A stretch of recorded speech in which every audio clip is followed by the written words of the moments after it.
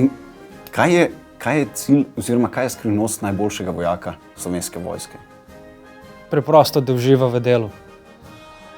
Zato več, ko beremo o stresnih situacijah po svetu, pač več nam to govori, da vojsko potrebujemo. Ne?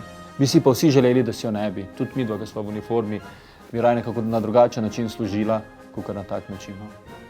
Tako da narediti vojsko cool in mi hočemo to vojsko in hočemo to izkusiti. In da bo punca rekla fantu, ja, sej si mi všeč, samo kakšen dec pa si, da nisi dal tu čez. Ne? Dati spet neko, bi rekel, moškim nazaj jajca. Ne škodi nobenemu, vsak se nauči določene discipline, ki ti pol s časom dejansko rata všeč in vidiš, da ti prav pride tudi v samem privatnem življenju. Ne?